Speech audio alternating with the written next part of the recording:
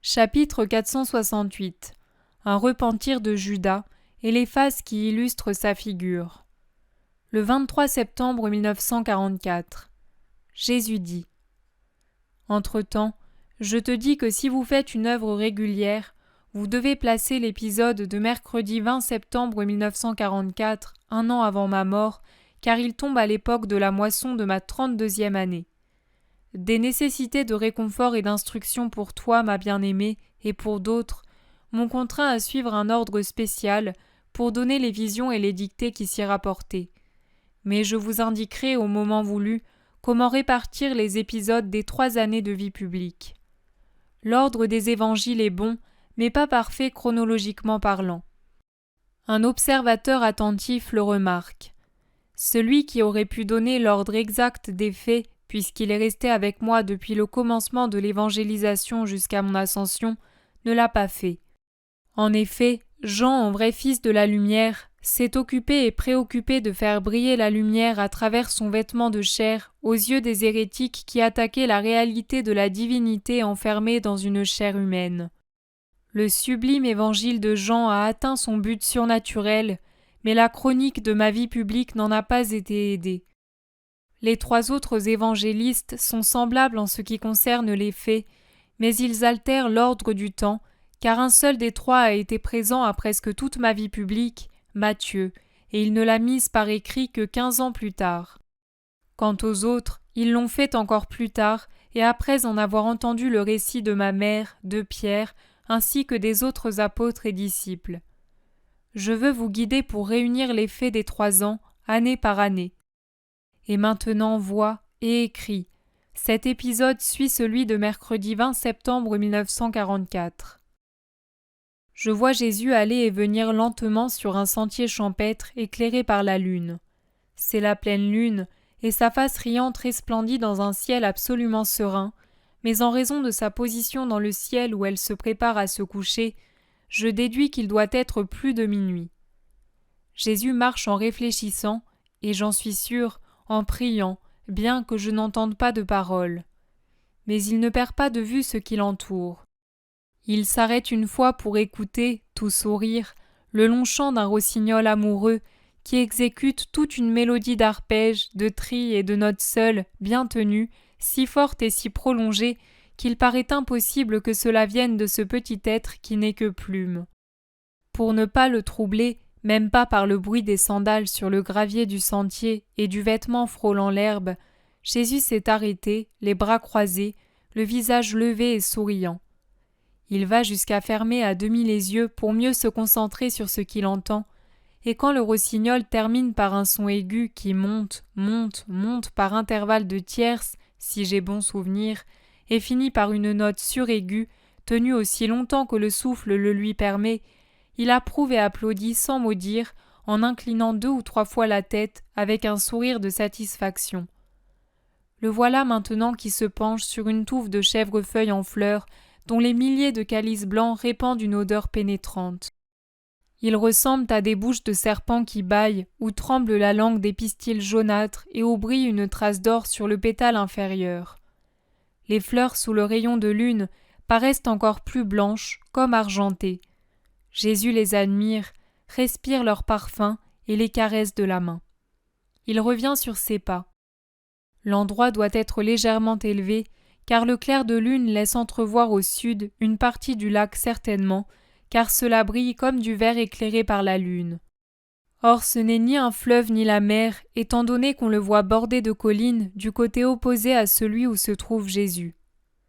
Jésus contemple ce paisible miroir d'eau dans le calme d'une nuit d'été. Puis il fait un quart de tour sur lui-même, du sud à l'ouest, et regarde un village qui blanchit, éloigné au maximum de 2 kilomètres, plutôt moins que plus. C'est un beau village. Il s'arrête pour l'admirer et secoue la tête en suivant une pensée qui l'afflige beaucoup. Il reprend ensuite sa promenade lente et sa prière, jusqu'au moment où il s'assied sur une grosse pierre, au pied d'un arbre très élevé, et prend sa position habituelle, les coudes sur les genoux et les avant-bras en avant, avec les mains jointes pour la prière. Il reste ainsi un moment, et se serait attardé si un homme, une ombre, ne s'était avancé de la touffe d'arbre vers lui et ne l'avait appelé. « Maître !» Jésus se retourne, car l'homme arrive par derrière, et il lui dit « Judas, que veux-tu ?»« Où es-tu, maître ?»« Au pied du noyer. Avance. » Et Jésus se lève et vient sur le sentier au clair de la lune pour que Judas puisse le voir. « Tu es venu, Judas, pour tenir un peu compagnie à ton maître ?» Ils sont maintenant l'un près de l'autre, et Jésus passe affectueusement un bras sur l'épaule du disciple. « Ou bien a-t-on besoin de moi, Chorazéine ?»« Non, maître, aucunement. J'ai eu le désir de venir te trouver. »« Alors viens, il y a de la place pour deux sur ce rocher. » Ils s'asseyent l'un près de l'autre. Le silence s'installe. Judas ne dit rien. Il lève les yeux vers Jésus. Il lutte. Jésus veut l'aider. Il le regarde avec douceur, d'un air pénétrant. « Quelle belle nuit, Judas! Vois comme tout est pur. Je crois que la première nuit qui a ri sur la terre et sur le sommeil d'Adam au paradis terrestre ne l'était pas davantage. Sens le parfum de ces fleurs. Respire, mais ne les cueille pas. Elles sont si belles et si pures. Je m'en suis abstenu moi aussi, parce que les cueillir, c'est les profaner. Il est toujours mal d'user de violence pour la plante comme pour l'animal comme pour l'homme. Pourquoi enlever la vie ? Elle est si belle quand elle est bien employée. Et ces fleurs l'emploient bien, car elles exhalent leur parfum, réjouissent par leur aspect et leur odeur, donnent du miel aux abeilles et aux papillons, et leur cèdent l'or de leurs pistils pour mettre de petites gouttes de topaze sur la perle de leurs ailes, et servent de lit au nid. Si tu avais été là il y a un instant, tu aurais entendu un rossignol chanter doucement sa joie de vivre et de louer le Seigneur. Chers oiseaux, quel exemple pour les hommes! Ils se contentent de peu, et seulement de ce qui est permis et saint. Un grain et un petit ver, car c'est le Père Créateur qui le leur a donné. Et s'ils n'en ont pas, ils n'éprouvent ni colère ni dépit, mais ils trompent la faim de leur chair par le trop-plein de leur cœur qui leur fait chanter les louanges du Seigneur et les joies de l'espérance. Ils sont heureux d'être fatigués d'avoir volté de l'aube jusqu'au soir pour se faire un nid tiède, douillet, sûr, non par égoïsme, mais par amour pour leurs petits. Et ils chantent de la joie de s'aimer honnêtement, le rossignol pour sa compagne et tous les deux pour leurs oisillons. Les animaux sont toujours heureux, car ils n'éprouvent pas de remords, leur cœur ne leur reproche rien. C'est nous qui les rendons malheureux parce que l'homme est mauvais, sans respect, dominateur, cruel. Et il ne lui suffit pas de l'être envers ses semblables, sa malveillance se déverse sur les êtres inférieurs. Plus il a en lui de remords, plus sa conscience le tarabuste, et plus il exerce sa méchanceté sur les autres. Je suis certain qu'il n'avait pas l'âme tranquille, ce cavalier qui aujourd'hui éperonné jusqu'au sang son cheval tout en sueur, épuisé, et le cravacher jusqu'à lui faire dresser le poil sur le cou, sur les flancs, et jusque sur ses naseaux et sur ses sombres paupières, qui se fermaient douloureusement sur ses yeux si résignés et si doux. Soit il allait commettre un crime contre l'honnêteté, soit il venait d'en faire un. Jésus se tait et pense. Judas lui aussi garde le silence. Il réfléchit, puis il dit « Comme c'est beau, maître, de t'entendre parler ainsi. Tout devient clair aux yeux, à l'esprit, au cœur, et tout redevient facile, même de dire « Je veux être bon », même de te dire « Maître, moi aussi j'ai l'âme troublée. N'aie pas de dégoût pour moi, maître, toi qui aimes celui qui est pur. » Ô mon Judas, moi du dégoût? Mon ami, mon fils, qu'est-ce qui te trouble? Garde-moi avec toi, maître, tiens-moi serré contre toi. J'ai juré d'être bon depuis que tu m'as parlé si doucement. J'ai juré de redevenir le Judas des premiers jours, quand je te suivais et que je t'aimais comme un époux aime son épouse, quand je ne rêvais qu'à toi, trouvant en toi toute satisfaction. C'est ainsi que je t'aimais, Jésus. Je le sais, et c'est pour cela que je t'ai aimé. Mais je t'aime encore, mon pauvre ami blessé. Comment sais-tu que je le suis? Sais-tu de quoi? Silence. Jésus porte sur Judas un regard si doux. On dirait qu'une larme rend ses yeux plus larges et encore plus doux en tempérant leur éclat. C'est un regard d'enfant innocent et désarmé qui se donne tout entier dans l'amour. Judas glisse à ses pieds, le visage sur ses genoux, les bras serrés à ses côtés, et il gémit. « Garde-moi avec toi, maître, garde-moi. Ma chair hurle comme un démon, et si je cède, tout le mal survient. Je sais que tu sais et que pourtant tu attends que je te l'avoue. Mais maître, il est difficile de dire j'ai péché. » Je le sais, mon ami. C'est pour cela qu'il faudrait agir bien, pour ne pas devoir s'humilier en reconnaissant j'ai péché. Pourtant, Judas, il y a en cela un grand remède, devoir faire effort pour avouer sa faute retient de la commettre, et si elle est déjà accomplie, la peine de s'accuser est déjà une pénitence qui rachète. Ensuite, si on souffre, non pas tant par orgueil ni par peur du châtiment, mais parce qu'on sait qu'en péchant on a causé de la douleur, alors c'est moi qui le dis, la faute disparaît. C'est l'amour qui sauve. Moi je t'aime, maître, mais je suis si faible. Ah, tu ne peux pas m'aimer. Toi, tu es pur et tu aimes les purs. Tu ne peux pas m'aimer parce que je suis.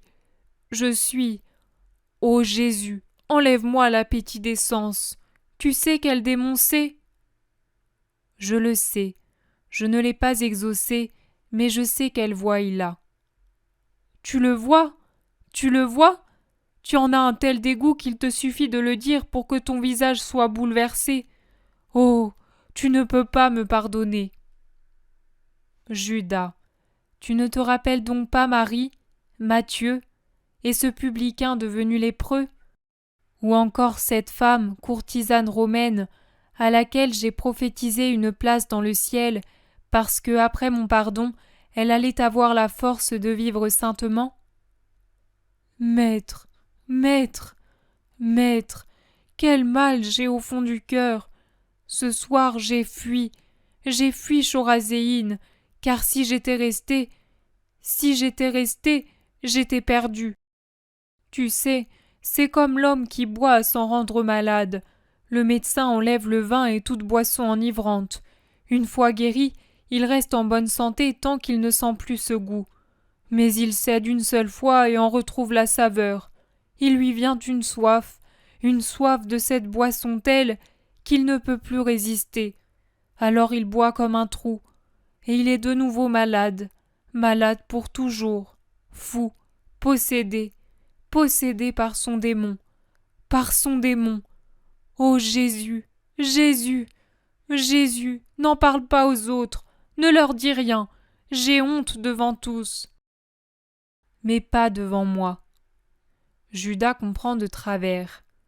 C'est vrai, pardon, je devrais être plus honteux devant toi que devant tout autre, car tu es parfait. Non, mon fils, ce n'est pas ce que je disais. Que ta douleur, ton angoisse, ton humiliation ne te cachent pas la vérité. J'ai dit que tu peux être honteux devant tous, mais pas devant moi. Un enfant n'éprouve ni peur ni honte devant un bon père, pas plus qu'un malade devant un médecin compétent. Et à l'un comme à l'autre, il fait son aveu sans crainte, puisque l'un aime et pardonne, et que l'autre comprend et guérit. Moi je t'aime et te comprends, aussi je te pardonne et je te guéris. Mais dis-moi, Judas, qu'est-ce qui te livre à ton démon? Moi? Tes frères? Les femmes débauchées? Non, c'est ta volonté. Maintenant je te pardonne et te guéris. Quelle joie tu m'as faite, mon Judas! Je me réjouissais déjà beaucoup de cette nuit sereine, parfumée, que les chants rendaient joyeuse, et j'en louais le Seigneur. Mais maintenant, le bonheur que tu me fais surpasse ce clair de lune, ces parfums, cette paix, ces chants. Entends-tu? Le rossignol semble s'y unir, pour te dire avec moi combien il se réjouit de ta bonne volonté, lui le petit chanteur, si plein de bonne volonté pour faire ce pourquoi il a été créé. Et aussi cette première brise du matin qui passe sur les fleurs et les éveille, en faisant glisser dans le creux de leur calice un diamant de rosée. Le papillon et le rayon de soleil le trouveront bientôt, et l'un s'en désaltérera, l'autre s'en fera un miroir minuscule pour son grand éclat. Regarde, la lune est sur le point de se coucher. L'aube s'annonce avec ce chant lointain du coq.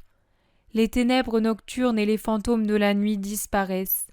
Tu vois comme le temps, qui si tu n'étais pas venu à moi, serait passé dans le dégoût et le remords, s'est écoulé rapidement et dans la douceur.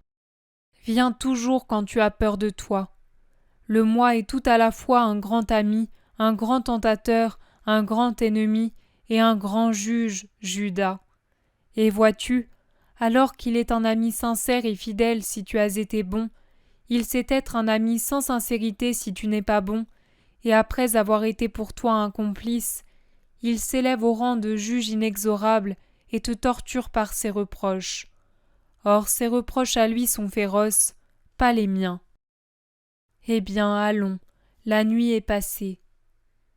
Maître, je ne t'ai pas laissé te reposer, et aujourd'hui tu devras longuement parler. Ce qui m'a reposé, c'est la joie que tu m'as donnée. Je n'ai pas de meilleur repos que celui de dire « Aujourd'hui j'ai sauvé un homme qui périssait. Viens, viens, descendons à Chorazéine. Ah, si cette ville savait t'imiter, Judas !» Maître, que diras-tu à mes compagnons ? Rien s'ils ne posent pas de questions. S'ils m'interrogent, je dirai que nous avons parlé des miséricordes de Dieu.